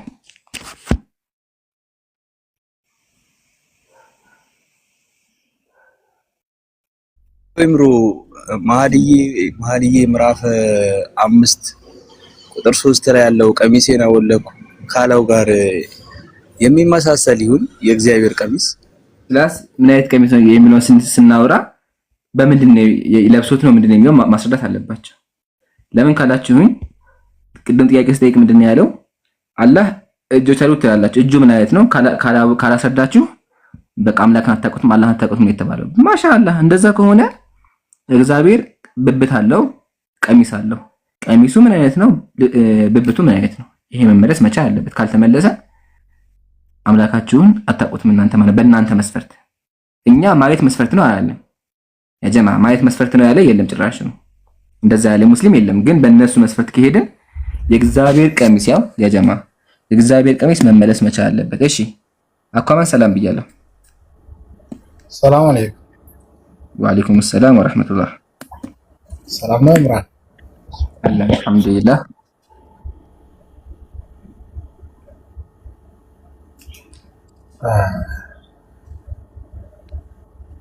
ወይ ትንሽ ልቆይ ቀጥሉ። ቦታውን ለክርስቲያኖች ኢንሻአላህ እንልቀቅላቸው። መልስ ያለው ካለ ይግባ። እሺ ወንድምሽ አያ ሀቢብ ጀዛከላህ። ያ ብብቱንም አክቹአሊ ቅድም አውርተንበታል። ያው ከፍቼዋለሁኝ አላውቀውም ስላለን ያው በአዳም ላይ ያለው መልክ ሁሉ በአብ በወልድ በመንፈስ ቅዱስ ላይ ያለ ራስ፣ ጆሮ፣ አይን፣ አፍንጫ፣ ከንፈር፣ እጆች፣ እግሮች፣ ብብቶች ቢሆኑ ለአብ ለወልድ ለመንፈስ ቅዱስ ሙሉ አካል አላቸው። ሁሉም እግዚአብሔሮች ሶስቱም እግዚአብሔሮች ጥፍር፣ እጅ፣ አካል አላቸው። ከርሴም ቢሆን ከዚህ መጽሐፍ አሳይቻችኋለሁ። ኢቭን ከመጽሐፍ ቅዱስም ማምጣት እንችላለን። አንጀት የሚለውን እናሳያለን። ብዙ ጥቅሶች አሉ። ስለዚህ ሊመልስ የሚችል ካለ ይግባ። አያችሁ ጀማ ይሄን ያላችሁ አንድ ክርስቲያን ገብቶ ጥያቄ ሲጠይቅ ኢማ ክርስትናን ይክዳል ወኢማ አምላኩን ይሰድበዋል። በራሱ እምነት አምላኩን ያሰድባል፣ ይሰድባል። ሁለት ነገር ነው። ጠየቁ። አልሐምዱሊላህ እስልምናችን እስከ ጥግ አስረድተናል። ምን በምን እንደምናምን አስረድተናል። በእነሱ መስፈት ስንሄድ ግን ምንም ነገር ሲጀመር እግዚአብሔርን በቃ የለም ማለት ነው ልንልኩ ነው። ለምን መታየት መስፈርት ነው ስለተባለ ይሄን ያልኳቸው። ለማንኛውም ሰዓቱ በጣም ሂዷል። ስለዚህ ወደ ማጠቃለያ ነገር እንሂድ። ደግሞ የቲክቶክ በጣም ሪፖርት ነው አለበት እንዴት እንደሆነ አላውቅም። ቪዲዮ ስትዘጉ ምናምን ሚውት ካደረጋችሁ ሪፖርት ቅድም 10 ደቂቃ አይጠፍቷል ነበረው። ኤኒዌይ ይሄን ይመስላል የነበረን ቆይታ። አንድ እናስተናግደን ኢንሻአላህ እንቀጥላለን። ጃራ ማዳን የሚጨመር ሐሳብ ካለ ጨምሩበት፣ ካልሆነ ነገ 4 ሰዓት እንገናኝ።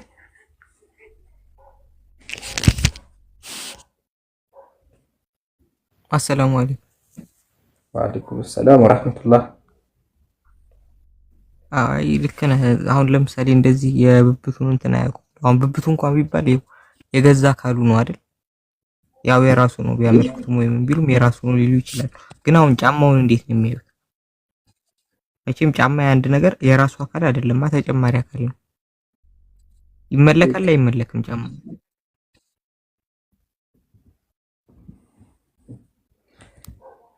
ኤክስትራዎቹ ማለት ነው። ኤክስትራ እንትኖች አክሰሰሪዎቹ አካሉ ችግር የለውም። አሁን እጃያላችሁ ያለ አካሉ እንቀበል ችግር የለውም። ግን ኤክስትራዎቹ ጫማዎቹ፣ ቀሚሶቹ ይመለካሉ ወይስ አይመለኩም ነው አይደለ? መልካ ቅዱሳን ላይ ምንም ይላል? አብ ወልድ መንፈስ ቅዱስ ሆይ በአሳነ መባረቅት ለሚራመድ ጫማችሁ ሰላምታ ይገባል ይላል። ያው ለዚህ ይሄ ጫማችሁ ይመለካል አይመለክም?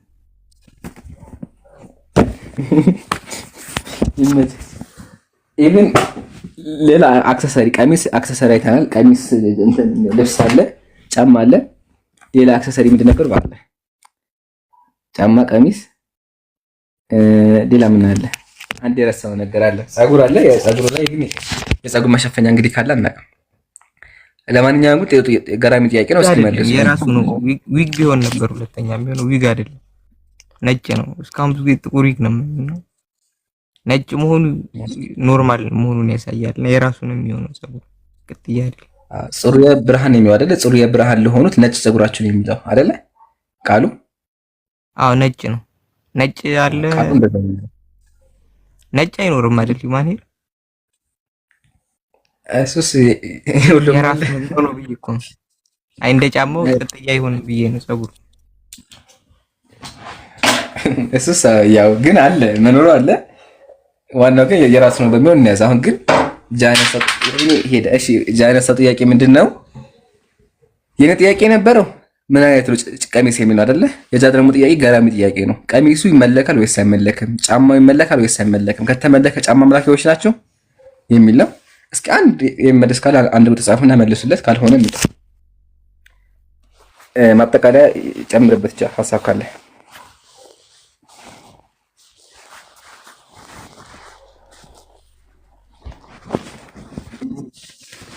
خير حبيبي ان شاء الله እግዚአብሔር ከንፈር ላለው ከንፈሮቹም እያለ ይናገራል። እንዲሁም ምላሱም የእሳት ነበልባል ነው እያለ ይናገራል። አንድ በአንድ ማንሳት ይቻላል። እነሱ በሚያነሱት ነገር እኮ ያ ነገር ሳይሆን የሚገርመኝ ብሮ እኔ ገድለ አቡነ ገብረ መንፈስ ቅዱስ 3 ሽማግሌዎችን ደክመው ተራ በተራ ሲያዝላቸው የሚያሳየን ታሪክ አለና ያ ነገር ነው ሊግርም የሚለኝ። 3 ሽማግሌዎች እንግዲህ አብ ወልድ መንፈስ ቅዱስ ናቸውና ደክመው ጥላ ስር አግኝቷቸው ተራ በተራ እያዘላቸው ማለት ቺቺ ሽኮኮ አርጓቸው ተራ በተራ ሲያዘላቸው ነበር። ያን ገድል ለምታውቀው ከሆነና በዛ አይነት መንገድ አምላክ ደክሟቸው 3ቱ ሽማግሌዎች እንግዲህ አስቡት። በዚህ አይነት መንገድ አስበው ነው ከዛኛ ጋር መጥተው ሌላ ነገር የሚያወሩት ማለት ነው። አስቡት 3ቱም ሽማግሌዎች ለዛውም አንድ ሰው አቡነ ገብረ መንፈስ ቅዱስ ተራ በተራ እያዘላቸው ሲሄድ ማለት ነው። በጣም ነው የሚገርመው። ያ ነገር በጣም ነው የሚያጅበኝ። የመታዘዝ ከሱማ ተበልቷልና ጨዋታውን ከመጣህ አይቀር ተበልቷልም። መታዘሉ አይግረምህ። ዘርአ ብሩክ እንደ ባቄላ አውጧቸዋል። እሱን ማትርሳው ለጨዋታ ክል ለማንኛውም ያ ጀማዓት الخير አሁን አንድ ክርስቲያን የገባው በዚህ ብቻ እስልምናን ለማንቋሸሽ አስቦ ነው። ግን አያችሁ አይደለ? ዙሩ ሲከር በክርስትና 100 እጥፍ ነው መጣ። አምላክ እስከ መበላት ባቄላ እስከ መታዘል ድረስ ደረሰ። ይሄን እንዳልናችሁ እና ገራሚ ቆይታ ነበር። በጣም ዛሬ ፈታ የሚያረቅ ቀን ነው። ያው የሳቅም ነው ጨዋታ በሉት። ለምን ብሽሽቅ ነው የነበረው። ልጁ ገብቶ ኦልሬዲ ስድብ ስለሆነ የጀመረው ለሱ ነበር መርፌ የሰጠን ነው። ለማንኛውም ጀዛኩሙላህ ደስ የሚል ቆይታ ነበረን ወንድሞቼ፣ ጀዛኩሙላህ። ዘህሩም እንደዚሁ ከስር ያላችሁ ስታዳምጡ የነበራችሁ ኮፒ ሊንክ ያደረጋችሁ ጀዛኩሙላህ፣ አላህ ይቀበላችሁ። ነገ 4 ሰዓት ላይ ፕሮግራማችን 3 ሰዓት ላይ ፕሮግራማችን ከመጣ ያው ወገናችን ዲያቆኑ ማን ነበር ስሙ መጣ ነው። ካልመጣ አዲስ ሰበር ዜናና አዲስ ውይይቶች አሉ። እነሱ እናስተዋወቃለን ኢንሻአላህ። የነገ ሰው ይበል። ረመዳን የሚጨመራል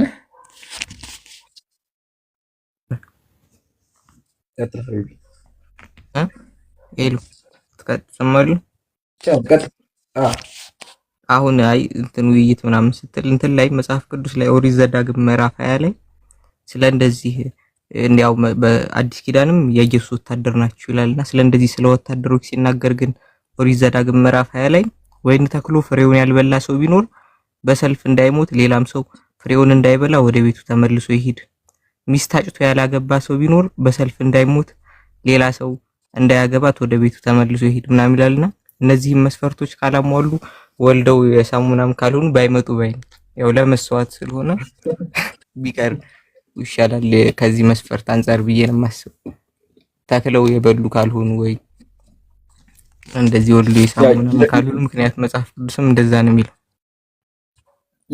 ይደርሳቸዋል የጃ ምክር ያላገባችሁ ካላችሁ ሂዱ ምናምን ይላልና እናንተም መስፈት ገና ካሁኑ አላችሁ ማምለጫ አላችሁ አይደለ?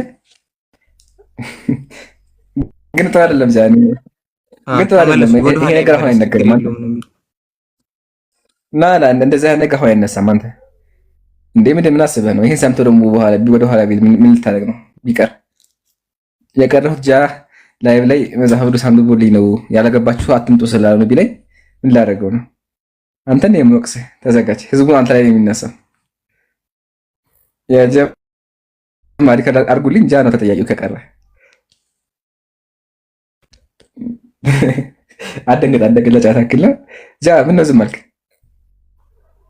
እኔ ያሳዘነኝ እኮ ነው ያው ለመስዋዕት ነው ብዬ ነው። አሁን የኢየሱስ ክርስቶስ ወታደር ናችሁ ብሏል ጳውሎስና ከዛ አንፃር እንደ ወታደር ራሳቸውን አስበው ከሆነ ዲፌንድ ለማድረግ የሚመጡት ለሰልፍ የሚወጡት ሰዎች ደግሞ ወልዶ የሳሙ መሆን አለባቸው። ፍሬ ተክሎ የበሉ ምናምን መሆን አለባቸው። ምክንያቱም ከመስዋዕት አንፃር ከዛ አንፃር ብዬ ነው እንጂ ሰው አሁን በዚህ ዘመን በኮንፊደንስ ባይብልን ይዞ መቆም አይችልም። ካልክሽ ያው ገራሚ ሐሳብ ነው። ብቻ ግን ይሄ ጥቅስ ሰምተው እንዳይቀሩብን ነው። ግን ሰምታችሁ አላ ጀማ በጣም እንትን ወሳኝ እንትን ነው፣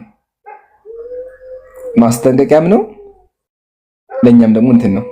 ፖይንቱ ምንድነው? በመጽሐፍ ቅዱስ ያላገባ ወታደር ካለ ያግባ አይደለ?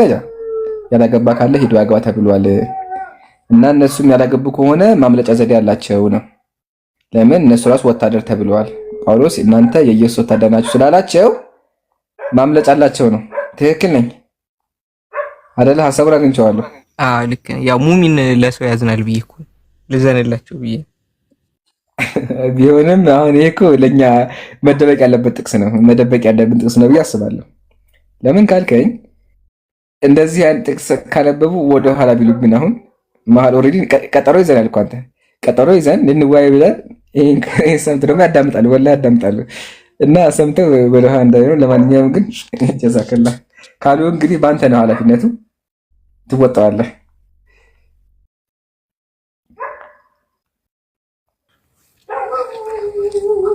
ደህና ጀዛከላ። እሺ ጀማ ጀዛኩሙላሁ ኸይር ጀዛ። አላህ ካለ ነገ እንገናኝ። በቃ سبحانك اللهم وبحمدك نشهد ان لا اله الا الله نشهد አንዱ ኮሜንት ላይ ምን አለ? ቆይማ ዋጃ ብለውሃል። ዋጃ نشهد ان لا نشهد ምን ላይ ነበርኩ? سبحانك اللهم وبحمدك نشهد ان እየረሳሁት ኺታሙል ቀውል ማለት ነው። አስታውስ ምን ላይ ነበርኩ? سبحانك اللهم وبحمدك أشهد أن لا إله إلا أنت أستغفرك وأتوب إليك።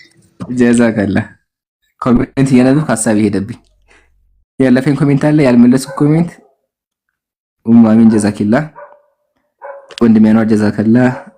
ውሻው እኔ ጋር ነው ጀማ በቃ እንውጣ። እሺ سبحانك اللهم وبحمدك نشهد ان لا اله الا انت نستغفرك ونتوب اليك. አሁን ትክክል። والسلام عليكم ورحمة الله وبركاته.